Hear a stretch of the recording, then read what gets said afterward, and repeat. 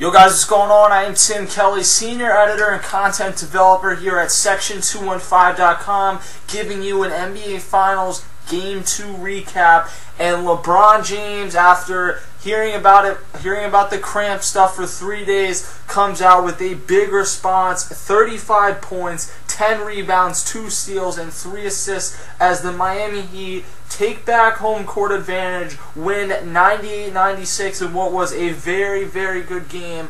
And honestly, early on it did not look that way because the Heat were looking to get in the paint early, but LeBron and Wade, they were getting in the paint, but they weren't finishing, and the Spurs were playing pretty solid defense. The problem was, and this was a theme throughout the game, especially with Kawhi Leonard, and I think the Spurs missed out a lot on Danny Green in the first half because of foul trouble.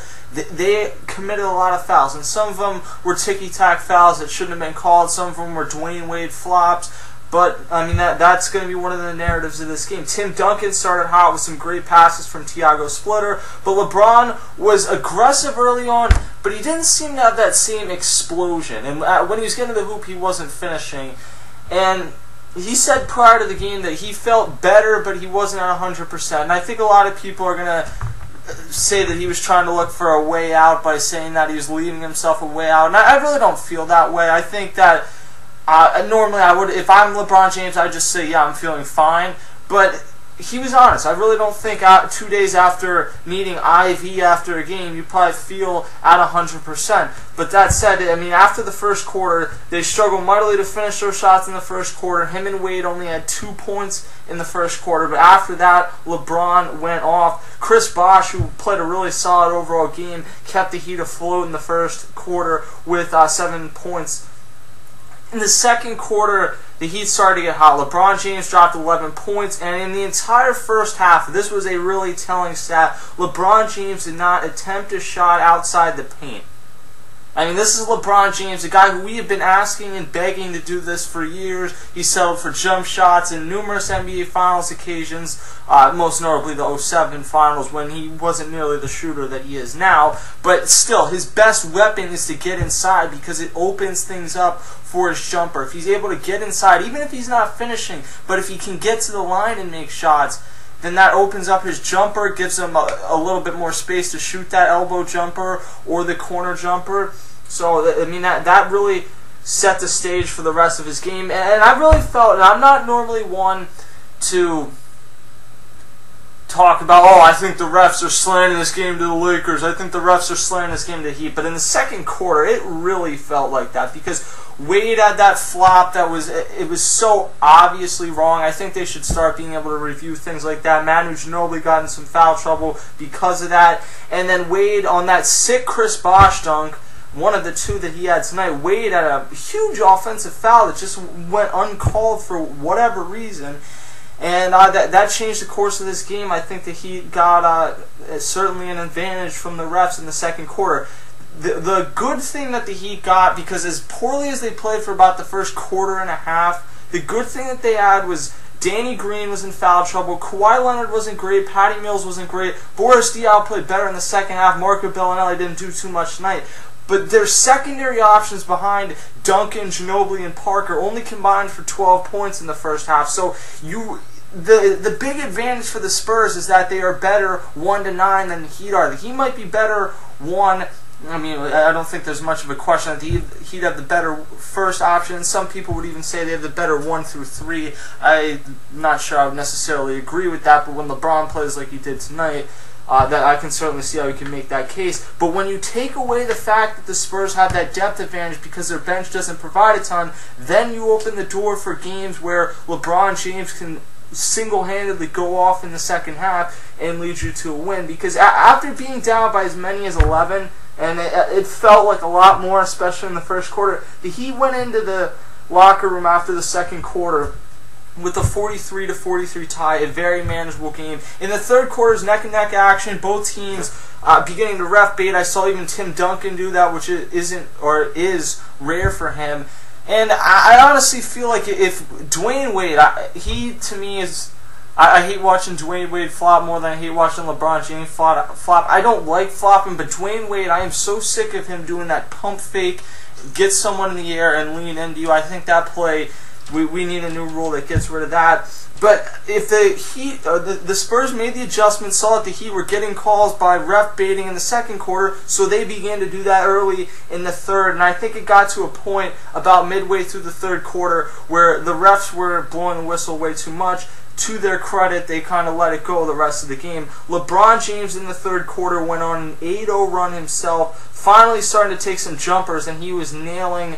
He had 2 threes, he had a left elbow jumper, and he finished with 14 points in the third quarter, and that's with him getting rested probably the last 3 or 4 minutes. The Spurs managed to take a 78-77 lead into the fourth. In the fourth, I think, obviously, the biggest story is the Heat end up winning. LeBron goes to work, it's back and forth. The Heat defense tightened up, did not allow as many open threes, which I think was crucial. They allowed baskets, but Manu Ginobili was not on from downtown tonight. Danny Green had 1 or 2 threes, but you didn't have this explosion that you had in Game 1. You didn't have this explosion of threes at any point in this game that we saw the first 5.5 games from the Spurs in the NBA Finals last year, and I think that is a key ingredient. Tim Duncan's going to get his. Tony Parker's going to make some big plays, but if you can take out Manu Ginobili as an option, you are in about as good a situation as you can be with the Heat. You might still not be the better team. You might still be counting on contributions from guys like Rashard Lewis that you probably shouldn't be,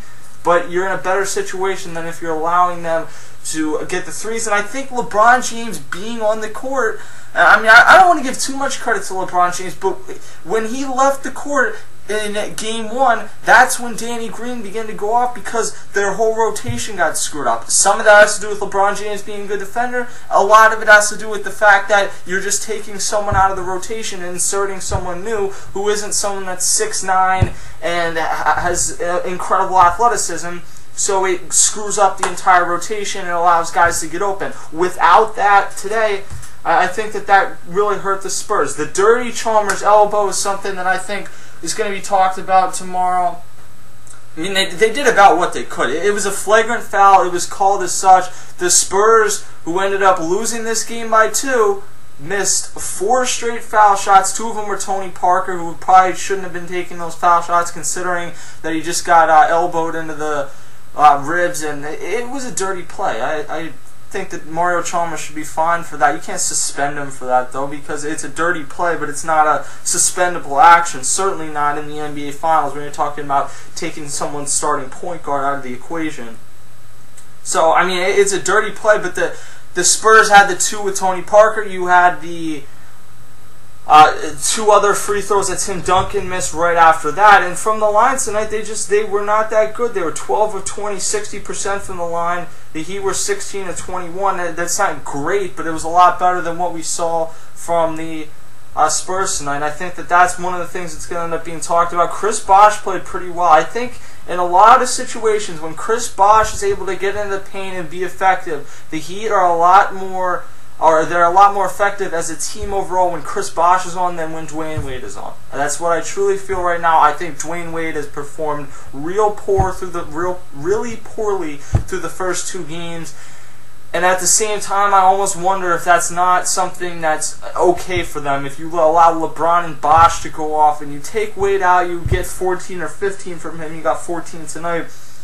LeBron went off with Wade on the bench. I'm not trying to shit on Dwayne Wade's accomplishments. He's a first ballot Hall of Famer. He's one of the top 25 players that's ever played in this league. But at the same time, LeBron James went off tonight with Dwayne Wade out of the game because Dwayne Wade has not been effective in this NBA Finals and in the Eastern Conference Finals. He really wasn't that effective when he doesn't have the ball in his hands. He's not making the cuts he used to. He's not making great passes. So if you have someone like LeBron going off, Dwayne Wade being on the court doesn't make a ton of sense because the only thing LeBron's going to do besides shoot is kick out for a 3, and Dwayne Wade is not a 3-point shooter. He's gotten better, but Dwayne Wade is not a 3-point shooter. So I think when LeBron gets in a zone like that, you're better off not having Dwayne Wade in the game. As far as who has the advantage going back to Miami, it's really tough to tell, and I hate to be a cop-out, but it is a difficult thing to tell because the Spurs played so well on the road this season that cannot be understated. They were a much better road team than the Heat were, but LeBron James got one game in San Antonio, and then they're going back to a place where they just really don't lose a ton at. So I think that the next 2 games, the advantage is for the Heat. I think in terms of the series, this is the type of series where you can't project based off one game who has the advantage through the entire series. I think a lot of momentum is an overrated thing in the playoffs. I think it's a game-to-game thing where anything can happen, especially when you're talking about 2-day layoffs. If you only have a 1-day layoff in between, that's one thing, but 2-day layoffs in between, and momentum is slightly overrated. LeBron James could come out and have a rough game in Game 3. It's certainly a possibility. But he did not have a rough game in Game 2. I would give him and the Heat a slight advantage going into Game 3 as LeBron James leads the Miami Heat to a series-tying 98-96 win over the San Antonio Spurs with a 35-point performance following Crampgate. Hit me up on Twitter, TimKelly_215 at Sec215. Make sure you tune to Section 215 right now, because Section215.com, because we are going to be killing it. Not only are we doing NBA Finals coverage, but especially if you're a Philadelphia sports fan, we got your OTAs covered and any Eagles offseason news. The Flyers are going to make some moves this year with Ron Hextall. The Sixers obviously have the biggest draft in recent franchise history, and the Phillies are finally about to rebuild, and there will be a ton of trade rumors flying your way over the course of the next month. So make sure you stay tuned into Section 215, get that fan-sided sports app, and make sure to pick up the Phillies section of it. I'm Tim Kelly. I'll see you guys next time.